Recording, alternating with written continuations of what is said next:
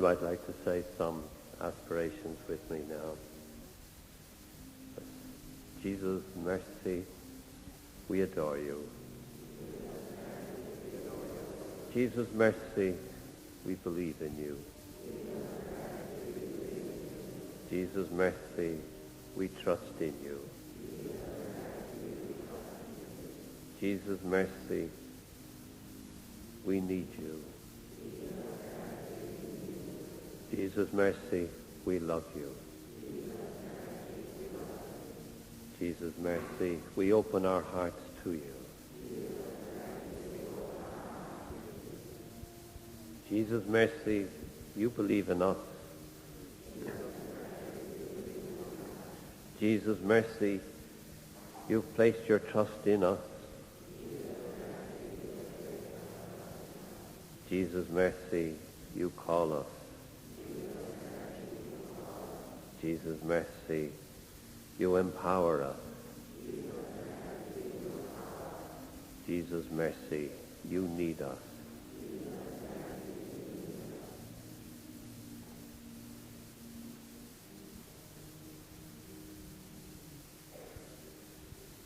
A great theme of the conference has been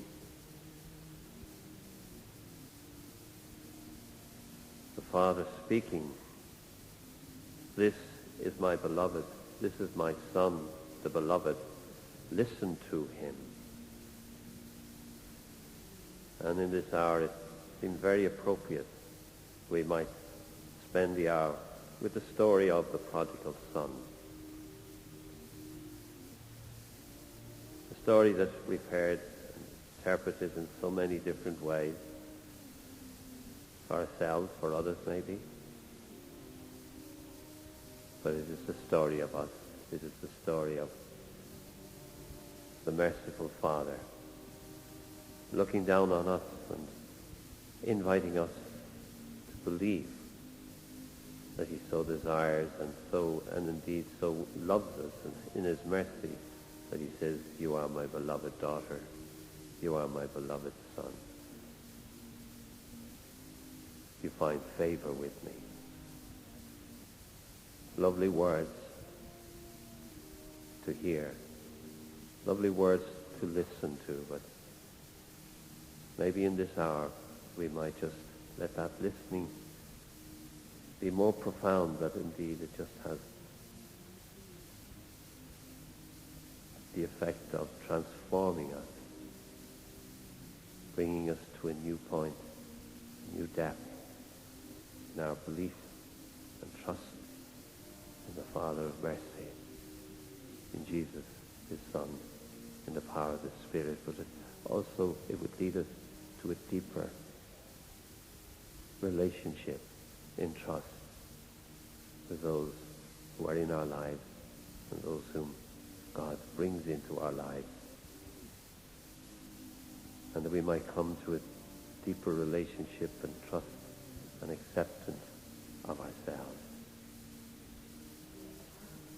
May we hear again the invitation of Jesus saying to us, and the Father saying to us, and the Spirit whispering within us, what do you want us to do for you? Where do you need to be healed? So that indeed you may truly believe in your depth that you are beloved. You are my beloved. You find favor with me. And may we be able then to bring that love to those whom we so easily and readily and so convincingly shut out of our lives. Just listening to Stan saying that we might be able to say to such, you are precious, you are loved.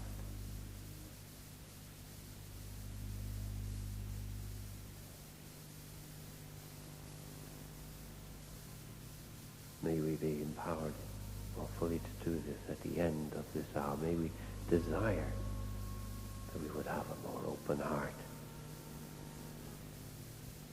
for disregard so easily, so readily.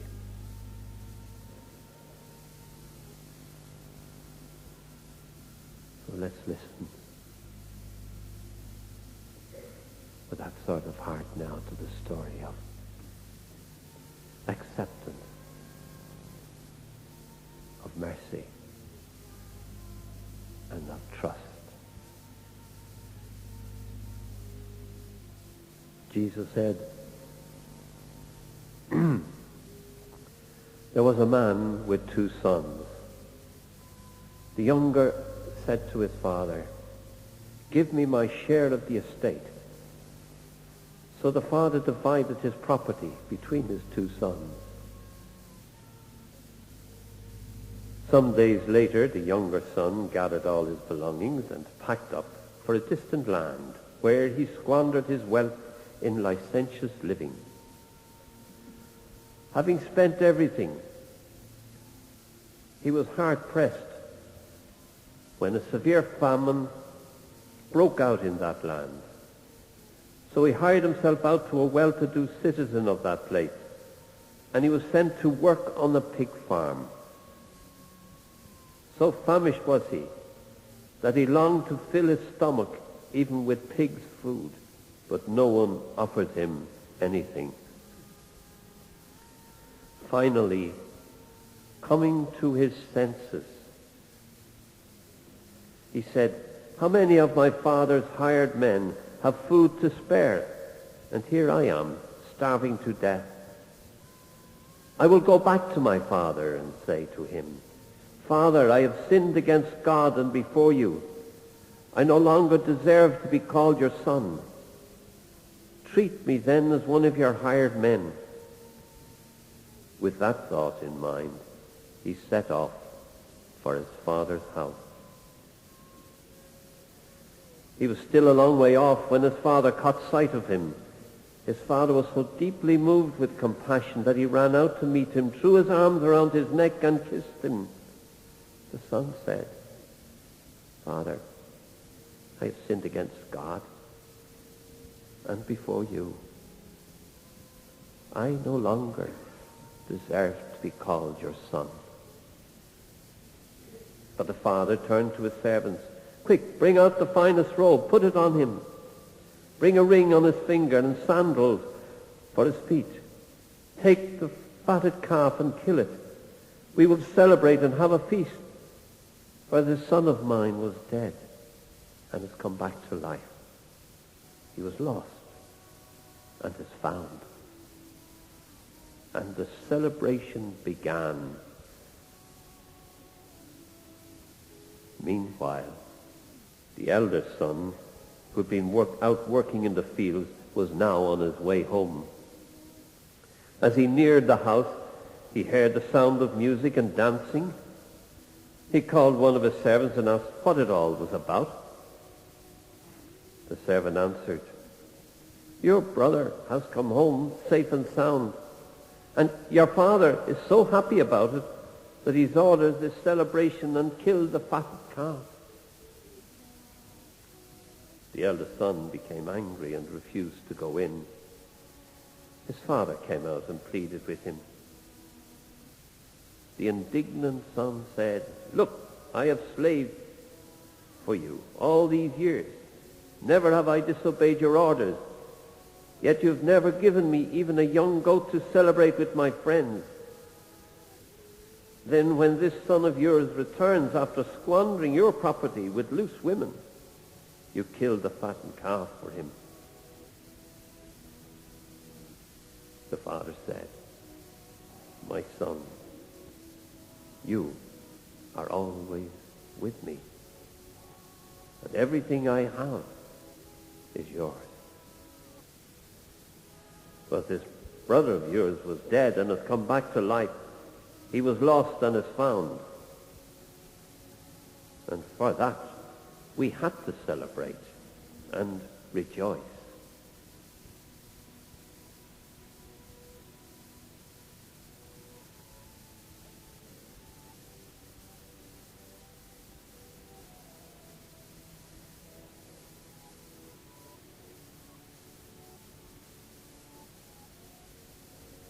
Every time I hear that story, another story comes into my mind. It's about the two fellas who were at the edge of the grave when their neighbour was being put down into the grave. And as they were filling in the grave, of course this happened in the country, it wouldn't happen in the city and all that. But there they are, filling in the grave, and one turns to the other and says, "Did he leave much?" And the other says, after a while, he says, "He left everything." And today, when we hear again the story of the prodigal father, we realize in the story, the father has left everything to his son. He becomes, in effect, almost dies for them in giving them everything. Just as the Father's Son has done that for us and given us everything. And it's the backdrop to this story where the Father has given everything to the two sons and to us. Faustina was to hear from Jesus that divine mercy is for everyone, all humanity. I desire that all humanity hear and come to know and experience my mercy. My mercy is for all. The greater the sinner, the greater the call on my mercy. And in the teachings that he gives to Faustina, you can sense the Father's desire for his two sons, for us, his children. That the relationship be re-established, renewed, and strengthened, and deepened, all in merciful love.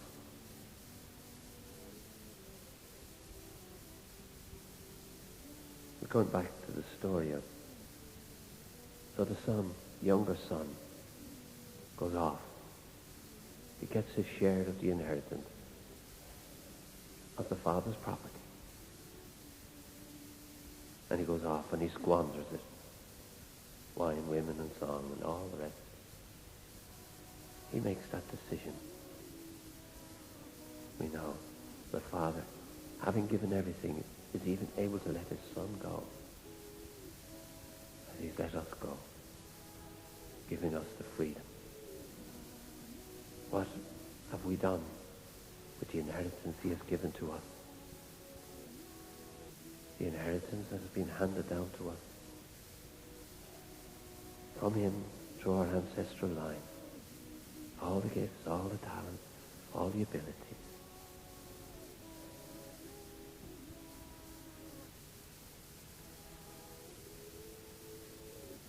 And the young son is in full flow. Plenty of friends, but no relationship. He has broken the relationship with the Father. Walked out. The Father is now dead to him, as far as he's concerned. Many of you here who are parents, understand that. But maybe today we will think ourselves as we as children to our own parents. How that relationship may have been sundered or broken or whatever. Most of us tend to envy the prodigal having a good time. But just for a moment, just maybe come to that most important line in the story. That having squandered everything, he's reached the level of the pigs. He's hit rock bottom. He's on the floorboard. And he can make a decision now to stay where he is in the negativity. Or, as the story says, finally he comes to his senses. Finally coming to his senses. There can be no healing, no movement, no healing of the relationship until he came to that point. And I think through this weekend, we've been given many ways of food for thought. Where in our lives do we need to come to our senses? What have we squandered? And for everyone coming to their senses, as you coming to your senses, has a different meaning than it will have for me. But maybe just let's go into a silence with the Lord and say, Lord, where do I need to come to that point of coming to my senses about what you have given me? Whether we've lived in our negativity, our low self-esteem, our inability to rejoice, or squandering the gifts, never using them, fear taking over, all those things, our low self-esteem, living and believing in our inadequacies. And we may be, when we're like that, in a sense, we're living with the pigs. Talk to him for a while, and maybe better if we listen to him. Lord, where do I need to come to my senses in my life, in my relationship? What have I done that needs to be mended, restored, renewed?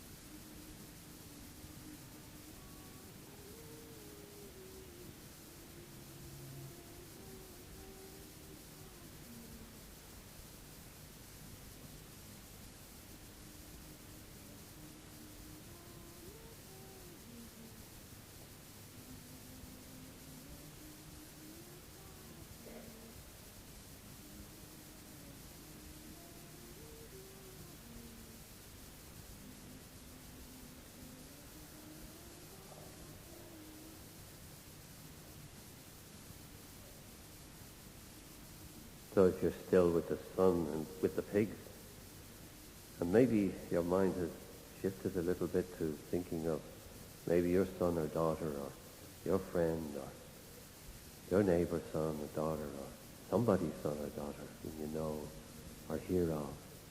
And our tendency is to move away unto them and say, Lord, bring them to their senses. But perhaps today, let's focus a little bit more on ourselves. Because it's hard to want to come to our senses. It's hard to take the risk, to move on, approach. And we can see it in the story how the younger son, he's kind of beginning to change his image. of the Father. I suppose up to now he's saying, sure, the old fella, he was a nice soft touch. Done well with him.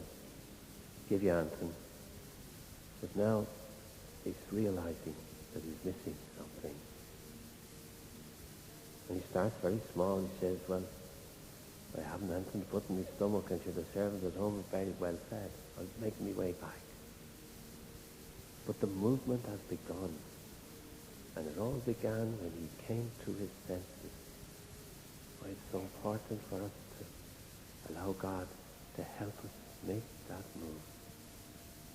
Any relationship that's sundered now, he may be inviting us to come to our senses about it. Let go our judgment, our rightness.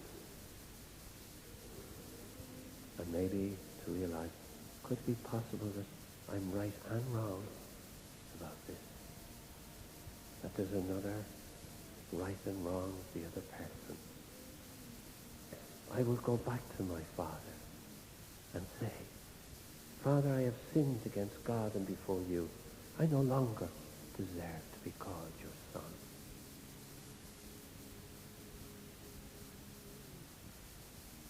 He's struggling. But at least he's admitting the relationship to his Father. I no longer deserve to be related to you, but I am. I am your son. And this is how his vision changed. The memory of the Father's love.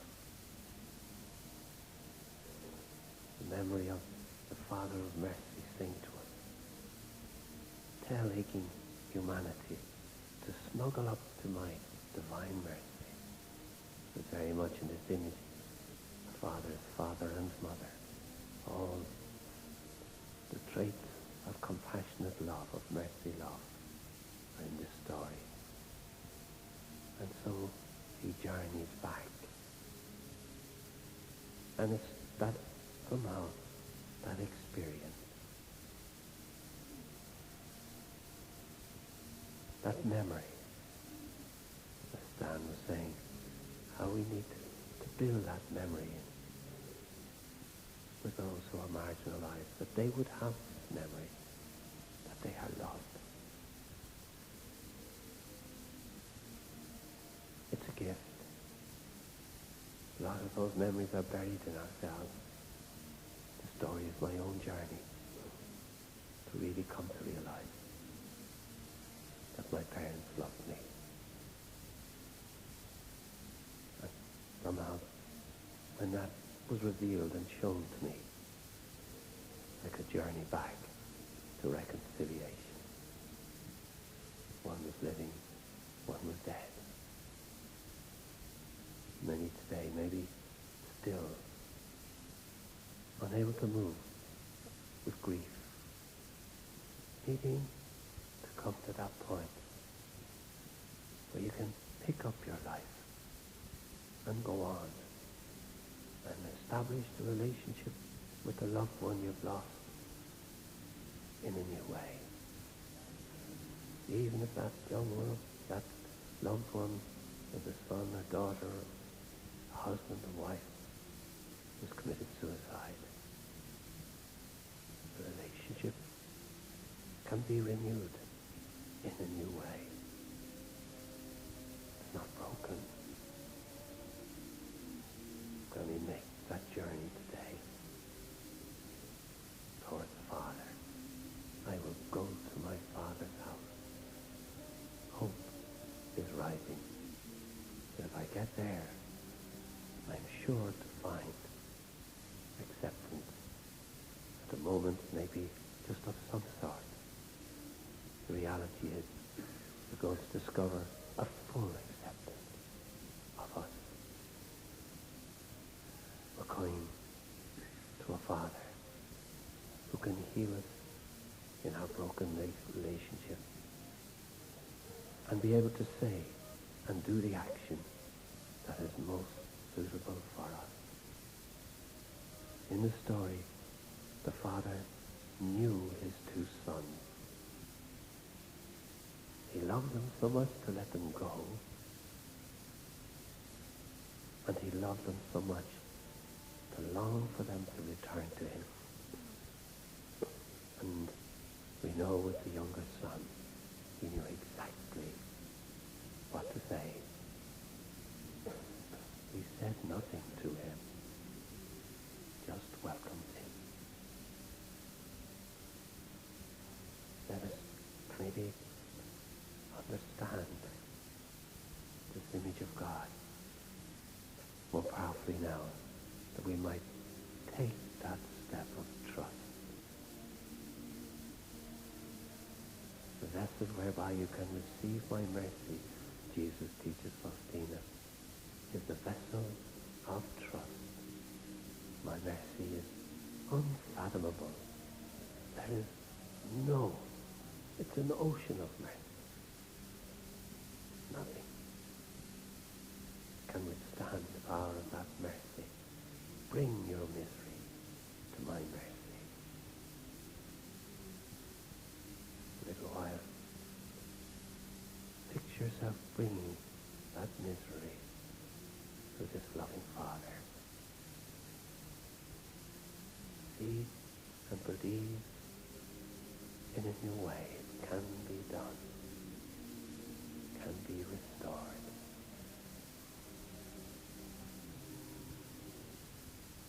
The son said, Father, I have sinned against God and before you. I no longer deserve to be called your son.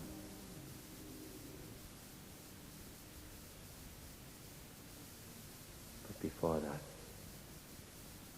these very significant lines. He was still a long way off when his father caught sight of him. His father was so deeply moved with compassion that he ran out to meet him, threw his arms around his neck, and kissed him.